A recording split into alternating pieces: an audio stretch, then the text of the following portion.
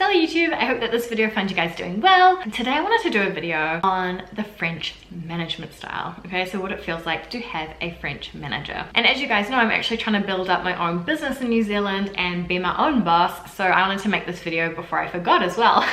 What's normal, not normal, culturally different, acceptable, whatever, in terms of management style. Because of course, a national culture influences the workplace culture very, very heavily. And I'm gonna link below some videos that I've already done on the French workplace, I guess, in general. But today it's very much around what it feels like to have a French manager, how to perform under a French manager. And I think it's quite an interesting perspective because I worked at companies like LVMH, so Louis Vuitton Moet Hennessy Group, and L'Oreal, like big Fortune 500 companies, and not, you know, but I've had quite a unique experience and I've definitely been able to pick up on some patterns.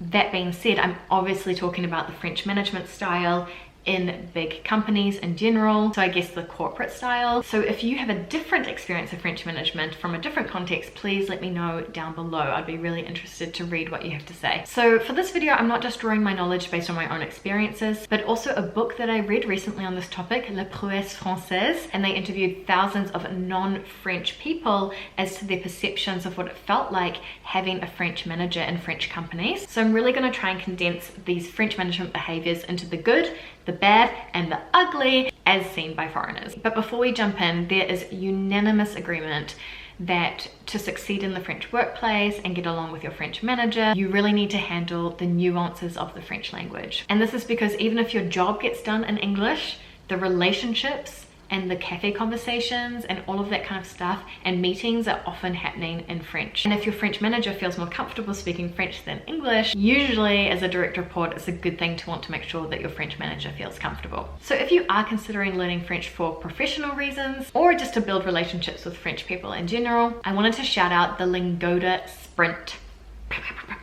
So most of you will know that I was a student using Lingoda in order to get to level B2 in French, and I really loved it because it's online, it's flexible, could learn whenever, wherever. It was really, really easy. And the Lingoda Sprint is extra cool because you can actually get a refund on your course fees. So with Lingoda, you can learn French, German, English, business English, and Spanish. And how it works is that you can either do the Super Sprint, which is taking a class every day for 3 months, so 30 classes per month.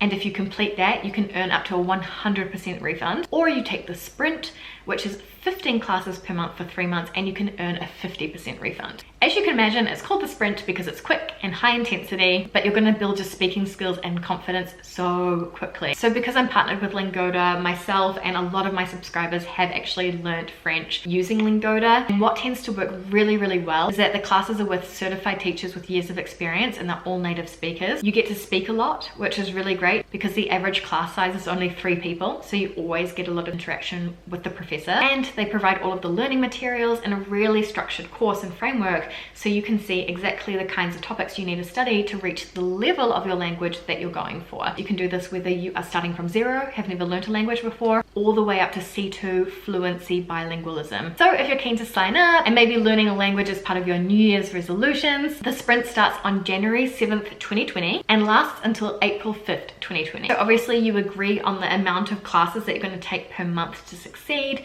and you can only take 1 class per day. So if this challenge excites you, sign up using my links below. There's a €49 deposit to secure your spot because places are limited, but of course that €49 will get taken off your first month's payment and is part of the money that gets refunded, of course, when you complete your Sprint successfully. And even better news, I of course have a discount code for you guys. So if you use the code SPRINT95, you'll get €10 off your deposit, so it's actually only €39 after all. So you register for the Sprint, you agree to pay for the month 1, month 2, month 3 when the payments come up. But of course, if you complete the Sprint or the Super Sprint, Lingoda will refund you to the agreed amount. Basically, you just have to show up and attend your classes. There's no tricks or catch here. Just make sure you read the rules and you're really good to go. Sign up below, and if you're still on the fence, I highly recommend going and checking out the website, reading all of their testimonials and success stories, and doing the same on their Instagram account as well at Lingoda Official. All that said and done, let's jump into the good, bad, and ugly of French management. Okay, so the good. So the first point is around having this sort of analytical, Cartesian, rational way of thinking. French managers are often very well educated with a very strong intellect, and they have very good strategy and analysis skills because they can really take an issue or a topic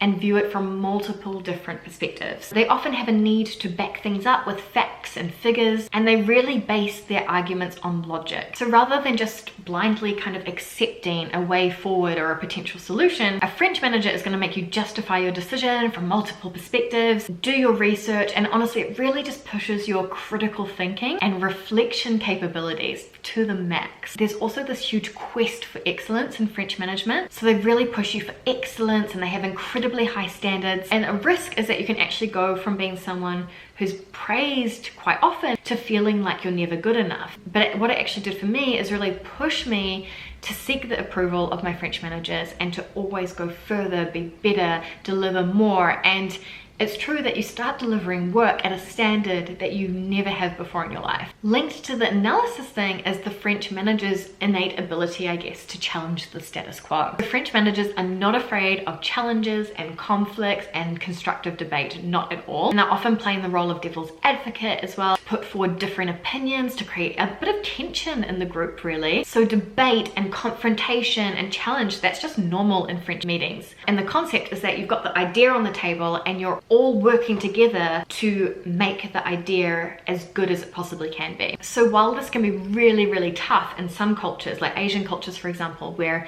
it's not easy to challenge your manager because you want to save face, it's expected in France because it gets better ideas to emerge. And the French managers expect you to challenge them and to put forward your opinion, which is really, really cool. And it may be one of the reasons that the French are able to perform so highly in various industries like luxury and transportation and beauty. Another good point I would say is that French managers are very human.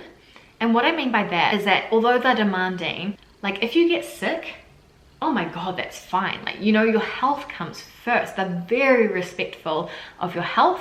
They're very respectful of your personal life. So unlike in other cultures where you'd really be expected to have drinks and stuff with the managers or whatever after work, there's very little after work activity in French companies. It's very much like, okay, it's home time now. The separation between your work life and your personal life, this is your time now, go home. And also like a big respect for work-life balance and holidays especially. In fact, it's expected that you will use your full 5, 6, 7, 8 weeks of vacation and you will not have any days left over, and that's really nice as well. They're also human, I feel, in the way that you can set a frame and you can set objectives and you can set a strategy, but you can also adapt along the way. I know that in some Anglo-Saxon countries, if you don't meet an objective for whatever reason, you haven't met it, so you can't possibly get your bonus, for example. Whereas in France, it's like, oh, I didn't meet that, but it's because X, Y, Z, and these things happen, and what I did do instead was this, and they'll be like, okay, cool. And so they're more like, I'd say, adaptable and human when it comes to also measuring performance. Now, let's get into the bad. So you know how I said that French managers are very good at seeing things from multiple perspectives and angles and playing devil's advocate and all that kind of thing. So the bad side of that is that the debates that you can have and the obsession over minor details can go on and on and on, and quite frankly, it feels like a waste of time. So you'll have meetings that exceed their time slots constantly. You won't actually get to anything that's on the agenda, if there was even an agenda to start with. And they can be quite excessively theoretical and conceptual. So if you present a solution and you're ready to go and you just need the green light and you want to be able to start moving, they'll be like, well, what if? It's almost like it's always converging rather than diverging. And I have seen senior managers getting paid a lot of money debate for hours over things like color schemes or what to call something. And I was really surprised sometimes to see such senior leaders involved at that level of detail. And what it can do is lead to incredibly slow decision making and decisions that change a lot as well. It can also feel quite micromanaging.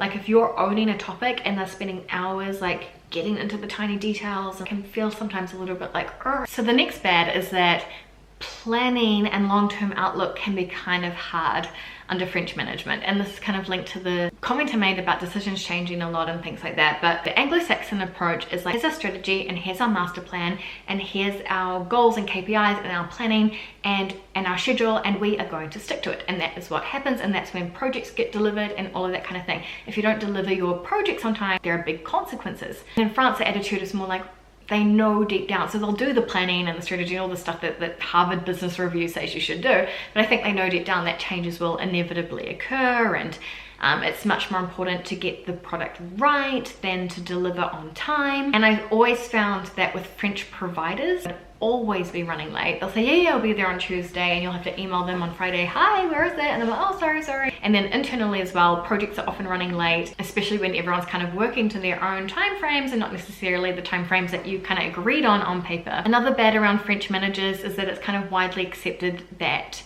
they have very mediocre oral presentation skills. It's rare to meet a French manager or a French businessman who's an excellent presenter. Even their presidents have been attacked for this in the past. So they're very good at the rationale and the analysis, but where Anglo-Saxons tend to win, so to speak, is the storytelling and the presentation. It's just that the French education system as it stands hasn't really attached a huge importance to public speaking, not as much as it has in the US, for example. But I think it is getting a bit better. The next bad about French management is around the hierarchy. Now, France as a national culture scores quite high on the power distance scale when it comes to Hofstadter's cultural dimensions. And what this means is that French people accept that it's normal to have a big guy and a little guy. So it's commonly accepted that life, that organizations, that society are organized into social classes. And so concretely for French management, that means that there can be a language thing. So there's the famous tu versus vous. So vous being the formal form, and vous kind of represents a distance between you. So there's like a game that you might have to play with your French manager around when you're allowed to tutoyer them, when you're allowed to say tu for you instead of vous. And this is an interesting game because I've seen assistants literally after 20 years of being the assistant to a director still saying vous. And it can be very interesting in terms of power dynamics in the company because you can kind of see the distance between people in relationships depending on who says tu and who says vous and all of that kind of stuff. Research also shows that French companies have 2 additional hierarchical layers compared to similar companies in the UK and Germany, for example. And what we find in French companies is that the decision-making power often lies ultimately with the manager. So they'll converse with you, they'll discuss with you, they'll debate with you, but at the end of the day, the manager will take the decision. Another bad point, I don't know, it's not necessarily bad, but just different, is that relationships are different. So don't be surprised if your French manager doesn't want to discuss their personal life straight away. In fact, it can take me up to 3, 4, 5 months with a French manager to even know if they have children, to know if they're married, anything about their personal life. And I think this links to the French culture in general, that when you first meet someone for the first time, at least in the public sphere, being reserved and being more formal, that shows that you're bien levé or well brought up, you're discreet and you're modest. Another bad point of French management is around the implicit communication. The communication of French managers by non-French employees is seen to be very unclear, not very transparent, and it's not really understood what they actually mean when they say things. So the big complaint is that they often lack clear instruction and they have to read between the lines. The onus is very much on the listener to interpret what they actually mean. So you have to infer by the context. You're speaking to your French manager and they end the conversation with "et voilà." You're meant to just know what voila means and what to do next and stuff without asking too many questions. And in some cultural backgrounds, like in Asia, for example, it's actually quite disrespectful to ask for clarification from a manager. So this is where it can become a bit complex. And another big complaint I would say about French managers is that they tend to be overly critical and not positive enough. Linked to that quest for excellence in the French education system, the way that works, there's just a bigger focus on what you can improve and what didn't go well than there is what did go well. And so French managers don't tend to give positive feedback on a regular basis. And they're very, very direct about the things that need improving. Lots of critique, even if it's excellent, they might say, pas mal, not bad. So in France, the perspective I think is that giving a lot of positive feedback is actually counterproductive. It's only ever going to inflate your ego and it's going to remove all motivation to improve, right? It can also be really common to have no feedback at all, and that's when you know that you're doing a great job. Okay, now moving on to the last section, which is the ugly of French management. So these are things that just shouldn't really exist. So there's definitely a big thing around elitism. So there's these schools in France, right? They're the top 5 schools, the Grande École. So you have to pass a very, very difficult exam to get into them. But once you're in them, apparently they're no harder in any way than the university. But what they do give you is status and networking and relationships. And you'll often have French managers in companies who are like, I only want an HEC. I only want someone from ESSEC. And they will not look at anyone else's profiles except for the school that they did. And it creates this kind of old boys or old girls networks and a lot of people that look the same in these big companies. And what you find is that even at the top executive level, like these people are 50, 60 years old and they'll still be announced in their jobs as like Jean-Pierre, graduate from ESSEC and stuff. It's like the stuff you would have learned back then has expired long ago, but it's still a reason to get to the top. And because there is a lot based on relationships and networks, you do often see people getting promotions just because they knew the right person. There's a bit of nepotism going on. And some people definitely have special pathways. And along with this, of course, comes a lot of office politics. And the last point on the ugly would be the individualistic and competitive style of this management style. So 50% of international managers describe the French management style as autocratic. There's a lot of command and control rather than consensus seeking. And there's a perception that they have their own backs and their own interests in mind, and they're very political and they're playing their games. And at the end of the day, they will act in their best interests rather than the interests of the team if it really had to come down to it. They may also expect you to get involved in political games and stuff to raise your own visibility because it makes them look better. At the same time, being very individualistic can actually be a good thing because French managers also tend to be quite entrepreneurial, and it can be a driver of success when you've got that hero or that star syndrome, right? So that is my analysis of the French management style. I hope that you guys found that interesting, and I'd love to compare your experiences down below, and if you're French, if you agree with me or not. I think to wrap it up, I would say overall I loved the sense of excellence and the quality and pushing me to be my best self, even if it was through negative feedback more so than positive feedback. But the speed of being managed by French managers was a huge issue for me when I'm so action oriented and wanting to get things done and very results driven to not be able to move forward. So that's all from this video, and I'll see you guys next time on the Not Even French channel. A bientôt!